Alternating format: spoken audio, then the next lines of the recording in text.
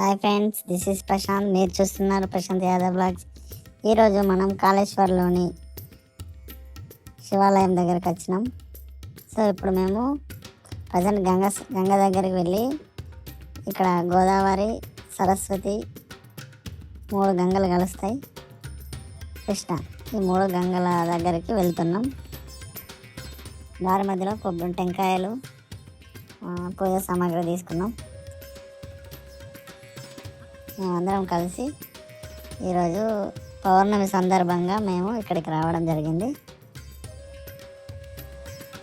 So Kaleshwaram గేట్లు ఎత్తడం వల్ల గోదావరిలో వాటర్ అనేది చాలా తక్కువ ఉన్నాయి. సో మేమందరం ఇప్పుడు స్నానం చేసేసి శివుని దర్శనానికి వెళ్తాం. ఇప్పుడు మేమందరం కలిసి అక్కడికి వెళ్ళాలంటే ఫస్ట్ ఆఫ్ ఆల్ ఇక్కడ బోటింగ్ ఉంది. సో ఇక్కడ బోట్లో ఎక్కి మనం ఇప్పుడు త్రివేణి సంగమం దగ్గరికి వెళ్తాం. అక్కడ త్రివేణి సంగమం దగ్గర బోటు అనేది అక్కడ నిలిపేసి అక్కడ మేమందరం కలిసి స్నానం చేసిన తర్వాత మళ్ళీ బోటు రిటర్న్ మమ్మల్ని తీసుకెళ్ళడానికి వస్తుంది.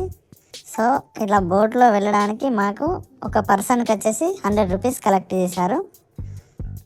మేము అక్కడ స్నానం చేసే లోపు అక్కడ దింపేసి ఎంతసేపైనా ఉండొచ్చు. సో మళ్ళీ మళ్ళీ వాళ్ళు త్రివేణి సంగమం చూపెట్టి రిటర్న్ తీసుకెళ్ళి మళ్ళీ అక్కడ దింపేస్తారు. సో ట్రిప్ అయితే చాలా బాగా ఎంజాయ్గా అనిపిస్తుంది. చాలా అంటే చాలా సూపర్ ఉంది. మీరు కూడా వచ్చి ఖచ్చితంగా విజిట్ చేయండి. కాళేశ్వరం టెంపుల్ చాలా బాగుంది. ప్రజెంట్ అయితే మేము బోటు దిగుతున్నాం. ఇక్కడ నుండి తీసుకొచ్చి ఇక్కడ దింపేశారు. సో అందరం దిగిన తర్వాత నెక్స్ట్ గంగ స్నానం చేయడం. కాళేశ్వరం స్పెషల్ అంటే త్రివేణి సంగమం. 3 గోదావరి, సరస్వతి నది, కృష్ణా నది.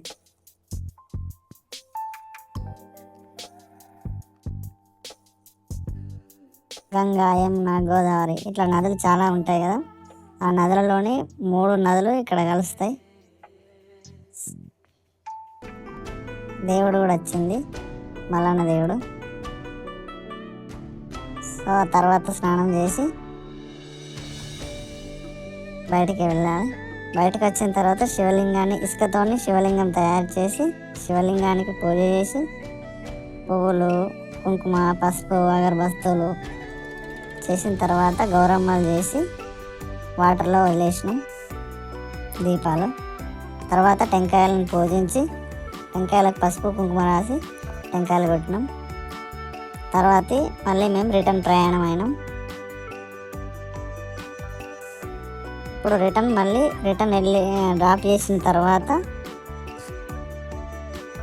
చూడండి, చాలా బోట్లు అనేది ఈరోజు చాలా రద్దీ ఉంది. సో అందుకోసం అని చాలా బోట్లు కూడా ఒక 6-7 వరకు ఉన్నాయి అప్ అండ్ డౌన్ తీసుకెళ్ళడానికి.